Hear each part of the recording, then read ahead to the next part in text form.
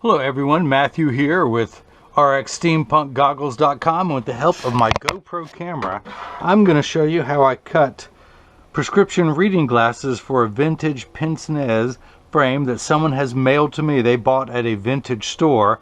In fact, it has the original glass lenses that have chipped and have flaked.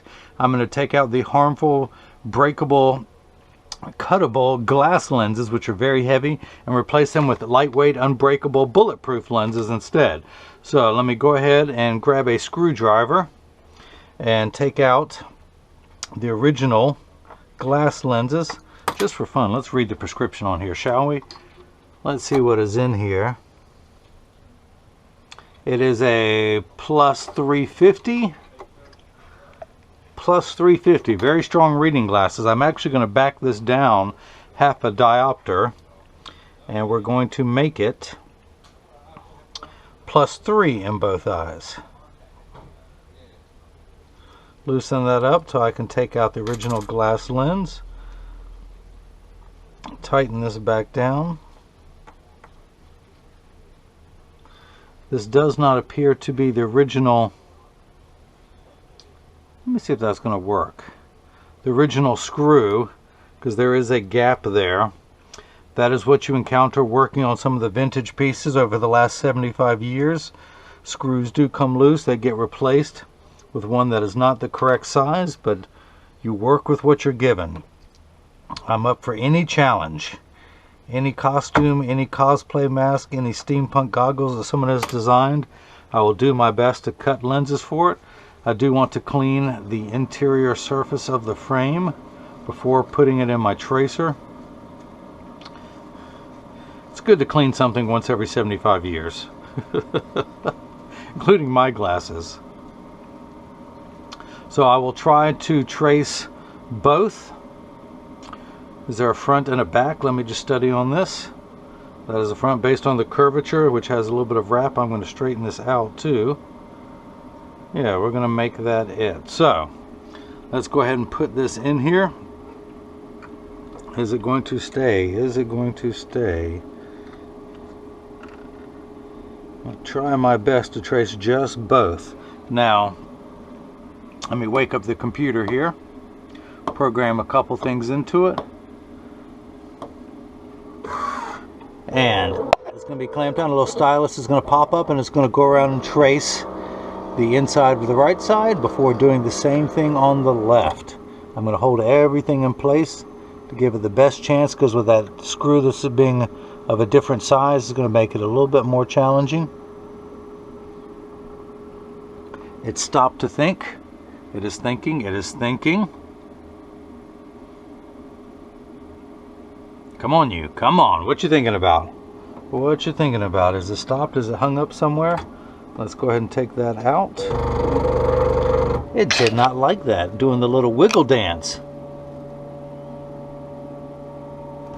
Is it hung up on something? No, it is in there. Okay. Going to try again. Go around, trace the right side. Let's do the same thing for this side now. Is it going to make it through the gap? Is it going to make it through? Hey, it did. Usually very sophisticated high-tech electronics do not like any nuances of some of the older frames out there. But I'm making you work, so.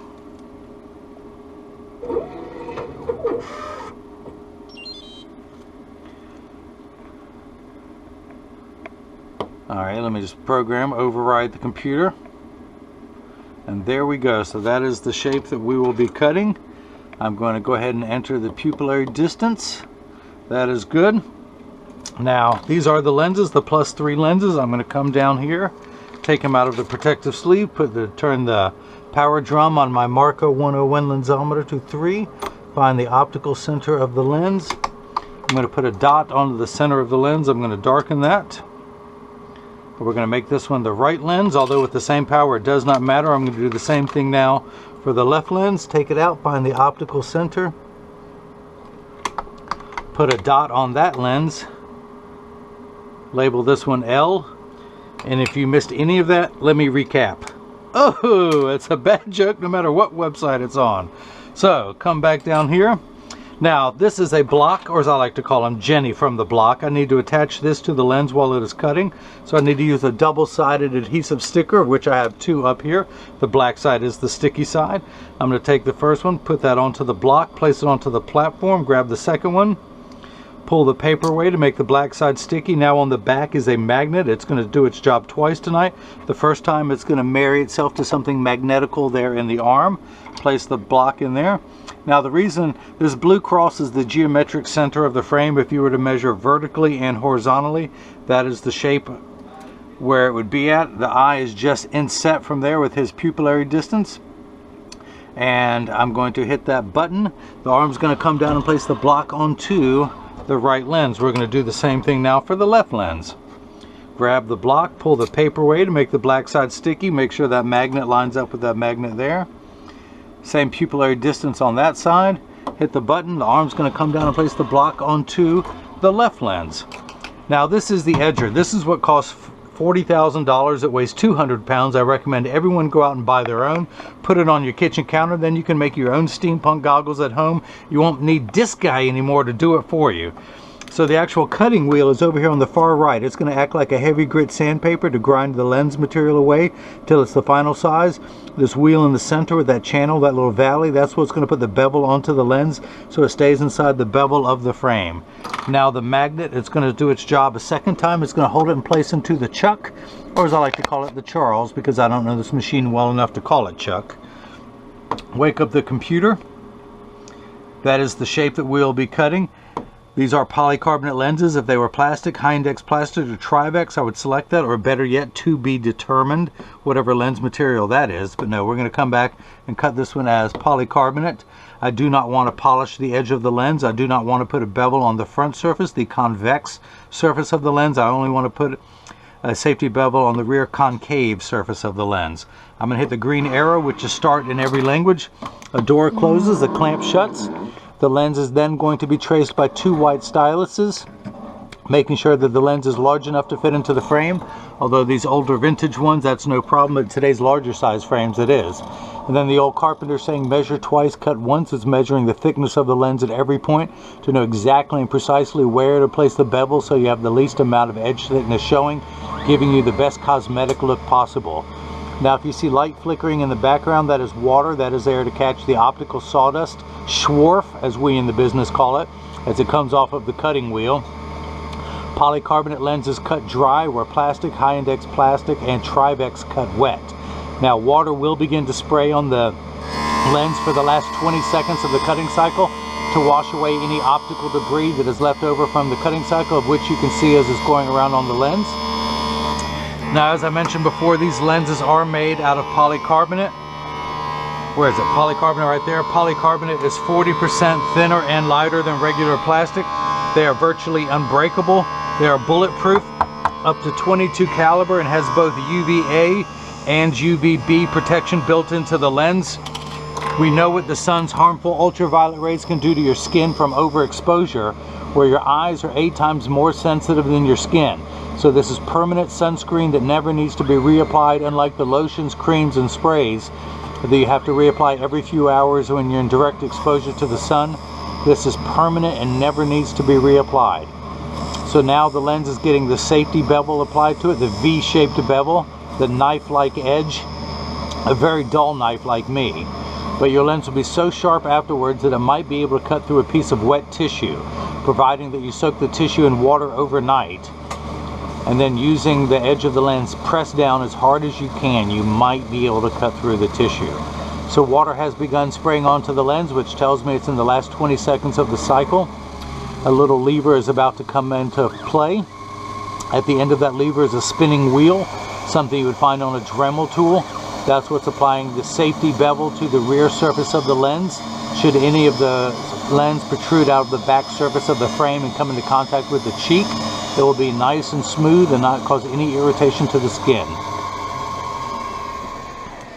So in just a moment, I will open this door with my mind. You like that? I can do other things with my mind. I can melt ice with my mind. I can. It just takes me a couple hours, but I just have to stare at it until it melts. My battle of will is greater. So we're going to take the screwdriver, we're going to go lefty-loosey onto the eye-wire screw till that opens up. We're going to tuck the left lens in. Actually, first I want to use my thumbnail and hang on. Lab thing. I was just trying to test out earlier to make sure that my screwdriver was the sharpest tool in the lab, and I was right, it is. Just had to poke a hole in my finger to discover that. So usually I stab myself here. When you're tightening a screw, it goes right in there. Somehow I got it in there. Practice, I tell you. So I'm going to take this, tuck it in inside the bevel. Come on, bevel, you. Come on, bevel. Work with me now. And now I'm going to tighten the screw head back up if I can find it. There it is. We're going to tighten that back down.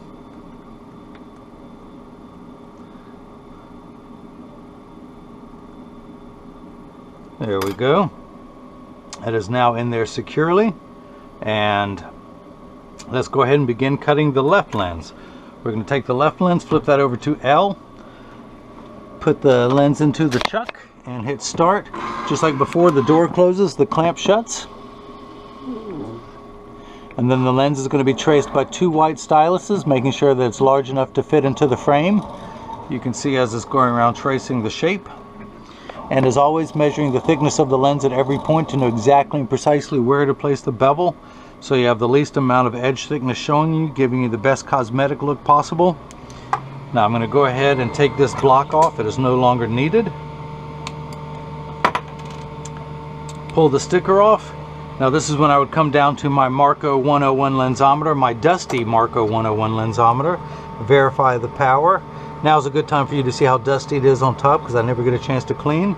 And we are getting +3. Now the unit of measurement we use in the optical world is called a diopter, spelled D-I-O-P-T-E-R.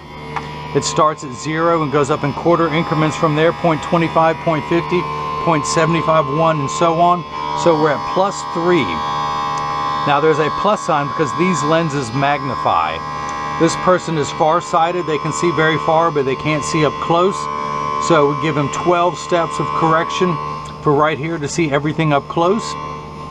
Now I can do any power. I can do distance. I can do computer distance. I can do full power. I can do craft if you need to see something right there. Sorry for the close-up of my hand.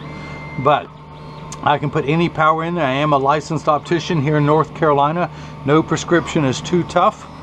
Now if you notice on here, there is an original cork, which is the nose pad that has, over the last 75 to 80 years, it's starting to show its age. I'm hoping there should be a way to get a utility knife, cut some more cork, and use some type of adhesive to glue it down. Some people also like to attach a chain to the edge of it, and so that when it's not on your nose, it dangles around your neck. All things are possible. Some people just might use this as a brooch with a magnet or other clip and then put it on as needed. But if you have any frame out there that you like, or anything else from our website, of course your lenses are free when you buy the frame from me. There is only a charge for the lens when you mail me your frame. Do take pictures of what you have just to make sure I can cut lenses for it, but I'm up for any challenge. No prescription too tough, no frame or your own original costume piece too tough for me. Well, having said that, I'm sure there is probably something, but I've yet to come across it. So somewhere out there lurking is something too tough for even me. So I'm going to dry this off. Now there is a little bit of optical debris on the lens called Schwarf. I'm going to use my thumbnail to remove all of that. Can you see that as I pull that off against the dark background? Oh, I love it when it comes off in one piece, just like the lint trap on the dryer. I love that. So I'm going to get it all off. And once it has all been removed from the back surface and the front surface of the lens and is on the counter, I carefully collect it very neatly and properly into one pile, and then I wipe it on the floor. I remind everyone that kids, I went to school for years to learn how to make a mess like that. So kids, if you want to grow up and make a mess, you gotta stay in school. So let's go ahead and tuck the lens in. I'm going to, that's a little big. Let's take this down by hand, shall we? I'm going to check one more thing too, since I couldn't tell what's right and left. And of course, I measured both sides in the original manufacturing process. These might be a little bit off. So let me take this down about 2/10 of a millimeter. I'm going to put this back in. Come down 2/10, 1/20 of a millimeter. I'm sorry, 0.20, which is 1/5. Hit retouch. Now 1 millimeter, to my American friends who may not have a clue, is the distance between my thumbnail. I'm going to take 1/5 of that distance off until it fits better into the frame. It is not going to go onto the cutting wheel. It is just going directly onto the bevel wheel, and round it goes until a little bit more comes off.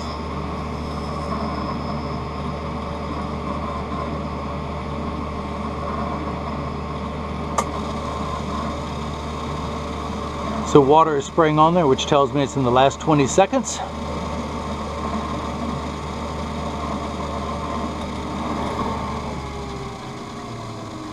The lever is going to come back out to put a bevel on the rear surface, the concave surface of the lens.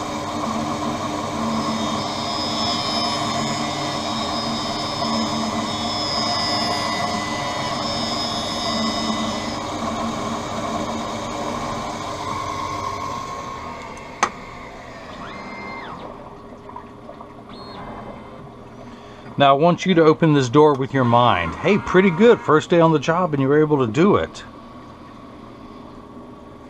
At first I thought telekinesis was a joke. And I still do. Actually, anyone out there who believes in telekinesis, raise my hand. What? Wait, you mean? Okay, it must be real then. Alright, so let me run my thumbnail around. I'm going to eliminate the counter and just drop it straight onto the floor. Plus, when I drop it onto the floor and have a dirty lab, everyone thinks I've been working, so that's the way I can fool people when they come over.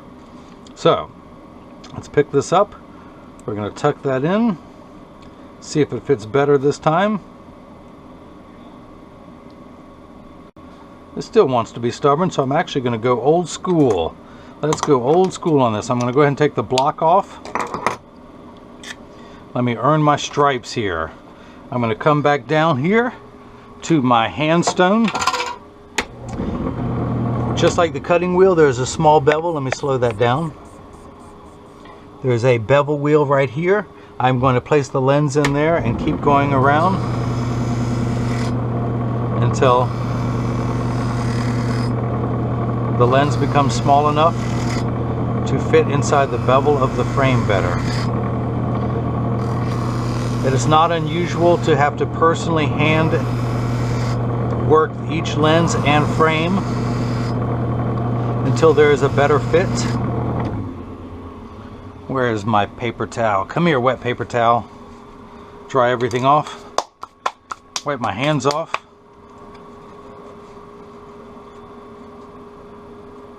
What'd I do with the frame? What'd I do with the frame? It's around here somewhere. Here it is. Here it is.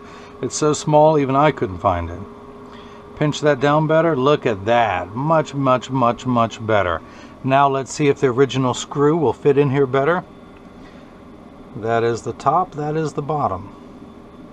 That I can tell. So again, I can generally ship any prescription within about 72 hours. I can do just single vision. I can do a line style bifocal. I can do an invisible bifocal. Nothing is too challenging. I can do transition lenses that darken when you go outside. I can do an anti-glare coating to eliminate glare when driving at night and glare from computer screens. I can do polarized sunglass lenses. I can do just about any color tint that you could possibly want. Red, yellow, orange, purple, green, blue. I can do mirror coatings upon request. Now that does take a little bit longer. Mirror coatings can take 1 to 2 weeks. I can put that on top of non-prescription lenses. Prescription lenses, all the same. Let me go ahead and verify the prescription in here. +3, we're good to go there. So that is it. I'm just going to get these cleaned up and then get them shipped. So thank you very much for, you could have had anyone make glasses for you. Actually, I take that back. Very few people would have the equipment nor the know-how or the confidence to attempt this. Everyone would feel that if they break it, you're up the creek. Well, that is true. I'm up the creek, but that's not going to let me stop me from someone wanting to accomplish their dreams and wear this piece when everyone else tells them no, they can't do it, which is what the person told me when they mailed them to me. So again, anyone who has their own frames, just please take a picture of it. Email it to me at rxsteampunkgoggles@gmail.com, or simply click the contact me button on the website. That'll give you instructions on how to mail your frames to me. And again, I can do just about any prescription. Thank you very much for watching, and hopefully everyone's got a chance to see how I bring that magic feeling back to steampunk goggles. Thank you very much.